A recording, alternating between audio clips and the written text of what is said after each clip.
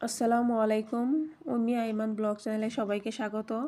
কেমন আছেন সবাই? আশা করি সকলেই ভালো আছেন। আমরাও আল্লাহর অশেষ রহমতে খুব ভালো আছি। বরাবরের মতো আজকে আরেকটি নতুন ভিডিও নিয়ে আপনাদের সামনে হাজির হলাম। আশা করি আপনাদের ভালো লাগবে। ভিডিওটি না টেনে দেখার অনুরোধ রইল। আজকে বিছানা গোছানোতে ভিডিওটা শুরু করেছি। এই তো সকালবেলা বিছানাটা গুছিয়ে নিলাম সুন্দর করে। বিছানাটা গোছানো থাকলে অর্ধেক কাজ কিন্তু হয়ে যায়। তারপরে চলে আসলাম রান্নাঘরে। কিছু থালা বাসন ছিল, এগুলো পরিষ্কার করে নিব। এগুলো রাতের ছিল, বেসিনে রেখেছিলাম, ধোয়া হয়নি। এগুলো আগে পরিষ্কার করে নিয়ে তারপর রান্না বসাবো। সব কিছু পরিষ্কার গোছানো থাকলে তাহলে কিন্তু রান্না করতে গেলে তেমন টেনশন লাগে না বা কাজ অনেক কমে যায়। এই তো থালা বাসনগুলো আমার ধোয়া হয়ে গেছে।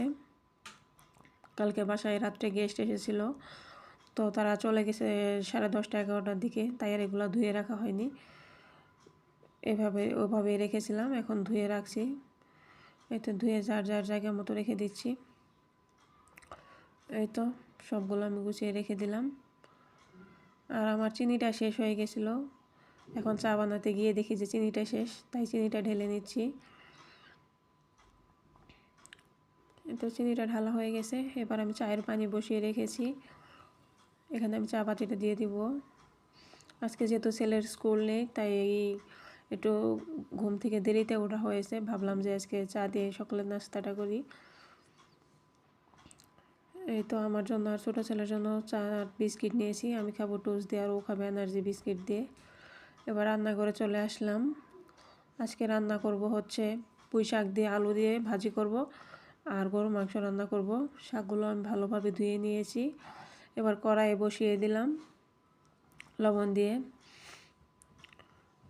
এই তো শাকটা সুন্দর মতো সিদ্ধ হয়ে গেছে, মানে ভাপ দেওয়া হয়ে গেছে। অনেক দিন পরে আসলে পুঁই শাক খাওয়া হচ্ছে। এবার পেঁয়াজ মরিচটা আমি লাল করে ভেজে নেব। পেঁয়াজ রসুন মরিচগুলো শাকটা দিয়ে দিলাম। আমি যেহেতু একাই খাবার, বাচ্চারা কিন্তু শাক তেমন একটা খায় না আমার বাচ্চারা। আর আপনাদের ভাইয়াও যেহেতু বাসায় নেই, আমার সব কিছু দেখা গেছে অল্প করে রান্না করলেই হয়ে যায়। এবার গরু মাংসটা বসিয়ে দিব। পেঁয়াজটা ভালোভাবে ভেজে নিচ্ছি। আর এখনকার ভিডিওগুলো আমি ছোটো করে দেওয়ার চেষ্টা করছি। আসলে দেখা গেছে যে সবারই সময়ের দাম অনেক, একটা বড় ভিডিও দেখতে অনেক সময় লেগে যায় 7-8 মিনিটের। এর জন্য ভাবছি যে এখন থেকে ছোটো আকারে ভিডিও দিব। এই তো মশলাটা কষানো হয়ে গেছে, এবার আমি মাংসটা দিয়ে দিব।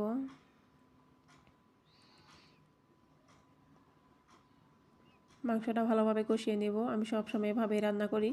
মাংসটা আগে কড়াইয়ের ভিতর ভালোভাবে কষিয়ে নিয়ে তারপর আমি প্রেশার কুকারে সবসময় দিই, তাহলে আমার কাছে ভালো লাগে। ডাইরেক্ট এমনি প্রেশার কুকারে দিলে কেমন যেন লাগে।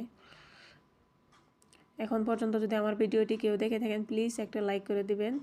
আর যারা আমার চ্যানেলে নতুন আছেন, একটা সাবস্ক্রাইব করে দিবেন। এই তো মাংসটা সুন্দরভাবে কষানো হয়ে গেছে। এবার আমি আলু দিব। আলু দিয়ে আর একটু ভালো করে আলুটাকেও কষিয়ে নিব, তারপর প্রেশার কুকারে দিয়ে দিব। এই তো ভিডিও শেষের দিকে চলে এসেছি। সবাই ভালো থাকবেন। আল্লাহ হাফেজ।